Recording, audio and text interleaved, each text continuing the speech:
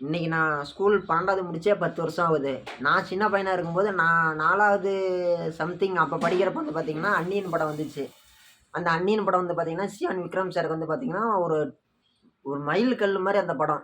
எப்படி கமலஹாசன் சாருக்கு தேவர் மகன் அமைஞ்சுச்சோ, நம்ம ரஜினி சாருக்கு பாஷா படம் அமைஞ்சுச்சோ, அந்த மாரி வந்து பார்த்தீங்கன்னா, நம்ப நான் நம்ம டிவிகே தலைவர் விஜய் அண்ணாவுக்கு வந்து பூவே உனக்காக படம் அமைஞ்சுச்சோ, அந்த மாரி வந்து சியான் விக்ரம் சாருக்கு வந்து சேது படம் அமைஞ்சிச்சு. அதுக்கப்புறமேட்டு அந்த ஒரு முக்கியமான ஒரு மைல் ஸ்டோனு.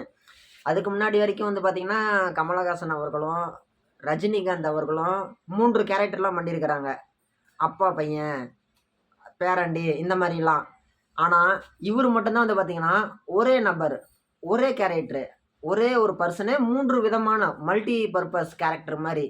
மல்டி பர்ப்பஸ்ன்னா சொல்ல தெரியல. ஒரே நபர் 3 விதமா கேரக்டர மாத்தி, மாத்தி வந்து பெர்ஃபார்மன்ஸ் பண்ணுவாரு அப்படிங்கிற மாரி ஒரு திரைக்கதை அமைச்சிருப்பாங்க.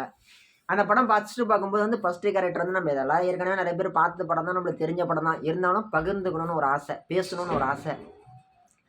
அந்த 3 கேரக்டர்ல ஃபர்ஸ்ட்டு கேரக்டர் வந்து நம்ம எல்லாருக்குமே தெரியும். நம்மளுக்கு தெரிஞ்ச வக்கீல் கதாபாத்திரம். 2வது ரெமோ.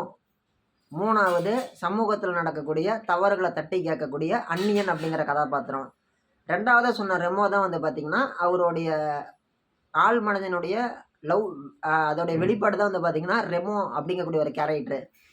ஃபர்ஸ்ட் இருக்கக்கூடிய அந்த வக்கீல் கேரக்டர் தான் வந்து பார்த்தீங்கன்னா, சமூகத்தில நடக்கக்கூடிய அனைத்து தவறுகளையுமே நெனச்சு, தனக்கு தானே புழுங்கி, புழுங்கி அது ஒரு மல்டிபிள் டிஸார்டரா மாறி, அது ஒரு நோயா மாறி, அத நம்ம வந்து என்ன பண்ணா தட்டி கேட்கலான்ற மாரி, தனக்கு தானே வந்து மல்டிபிளா யோசிச்சு, ஒரு மாற்று சிந்தனையா யோசிச்சு, அந்நியன் அப்படிங்கிற ஒரு கதாபாத்திரமா அது வந்து மாறியிருக்கும். அதுக்கு அந்நியனா மாறுறதுக்கு அதுக்கு என்ன காரணம்? அவர் சின்ன வயசுல படிச்ச அந்த கருட புராணம் அப்படிங்கிற ஒரு கதைய கேட்டதுனால தான் வந்து பார்த்தீங்கன்னா, அவர் அந்த மாரி மாறியிருக்கிறாரு. அதே வந்து அந்த வக்கீல் கேரக்டர் தான் வந்து பார்த்தீங்கன்னா, அந்த லவ்வோடைய வெளிப்பாட தான் வந்து பார்த்தீங்கன்னா, ரெமோவா மாறியிருப்பாரு. அத மாறுறதுக்கு முன்னாடி வரைக்கும் வந்து பார்த்தீங்கன்னா, டீசென்ட்டா போய் அப்ரோச் பண்ணியிருப்பாரு. ஒரு மார்ஜின் கோட்லாம் போட்டு, அ கொண்டு போய் பொண்ணோட அம்மாட்ட போய் குடுப்பாரு. அவங்க உடனே பார்த்துட்டு, "என்னடா அம்பி?" அப்படிம்பாங்க. அம்பி உடனே என்ன பண்ணுவாரு, உடனே வந்து இந்த மாரிம்பாரு. உடனே போய் அவங்க பேசும்பாங்க. பார்த்துட்டு பேசிட்டு அப்புறமேட்டு அந்த ஹீரோயின் வந்து வேணான்ருவாங்க.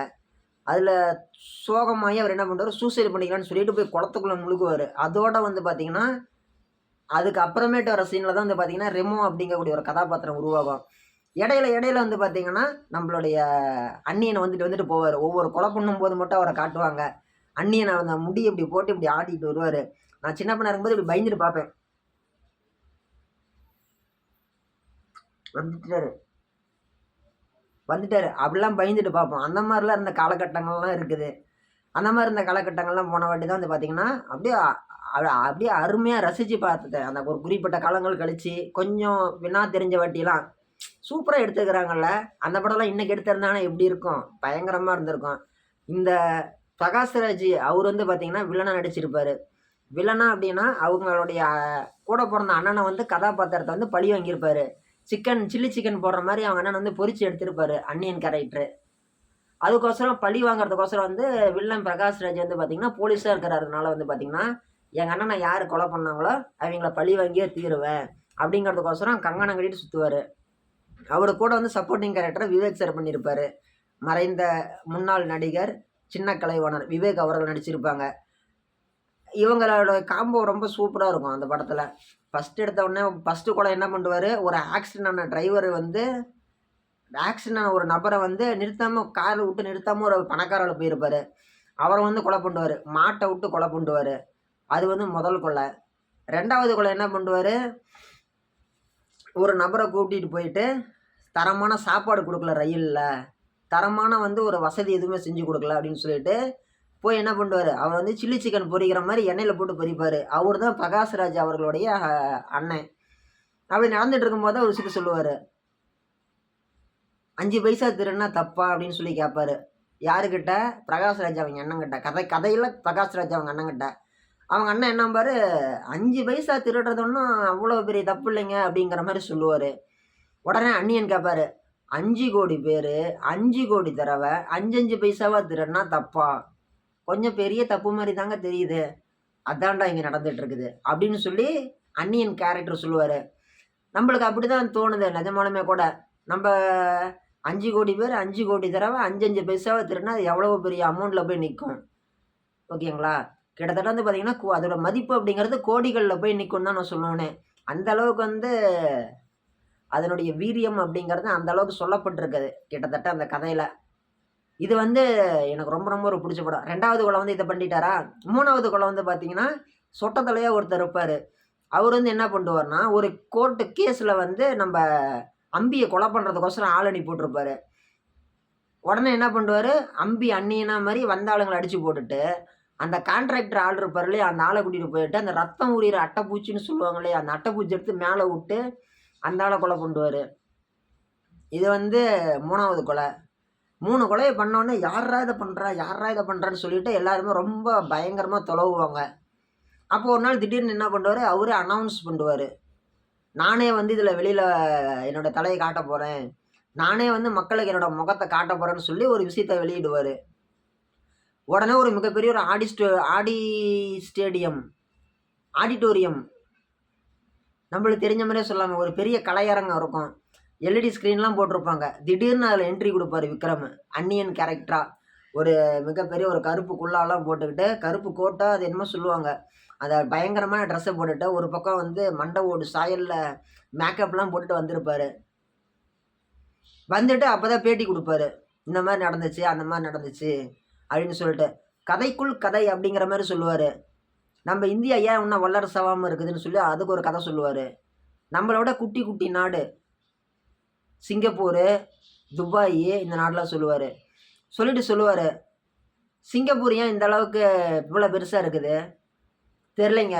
அங்க வந்து இந்த மாரிலாம் நடக்குது. அவங்க இவ்வளோ வேலை செய்றாங்க. நம்ப ஊர்ல வந்து ஒரு சிலர் வந்து சோம்பேறியா இருக்கிறாங்க. இவங்கலாம் பார்த்தா என்ன பண்ணலாம்?" அப்படின்னு சொல்லி கேட்பாரு.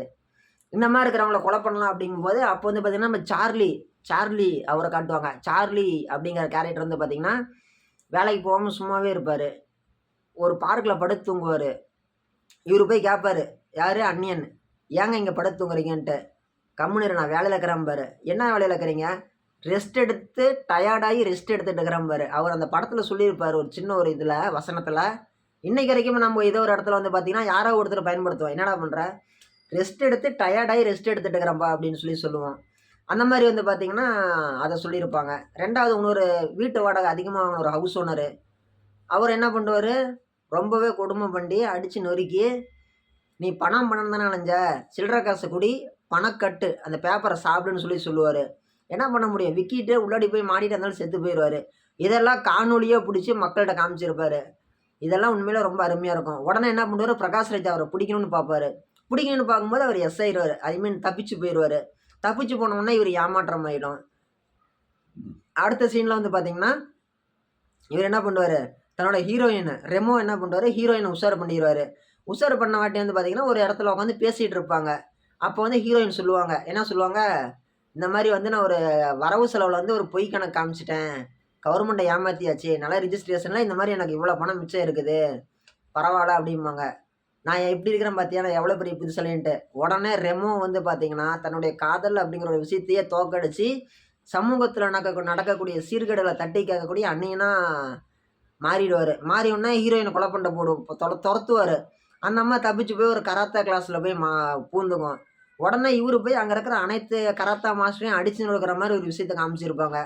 காமிச்சவாட்டி அடுத்த சீன்ல என்ன பண்ணுவாரு, இவரு வந்து மயக்கம் அடைஞ்சு கீழ விழுந்துருவாரு. ஆஸ்பத்திரிக்கு கூட்டிட்டு போயிருவாங்க. ஹாஸ்பிட்டல்ல என்ன நடக்கும், இவருக்கு இந்த மாரி ஒரு பிரச்சனை இருக்குதுங்கிற ஒரு விஷயத்த நாசர் கண்டுபிடிச்சு சொல்லுவாரு.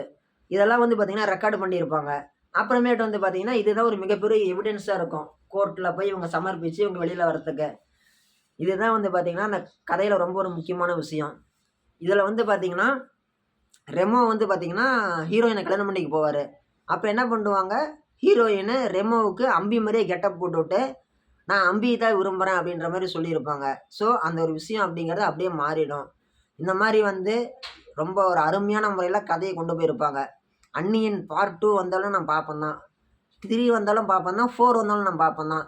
ஆனா, பாகம் எனக்கு எப்பவுமே ரொம்ப புடிச்ச பாகம் தான். Anniyan one of the best movie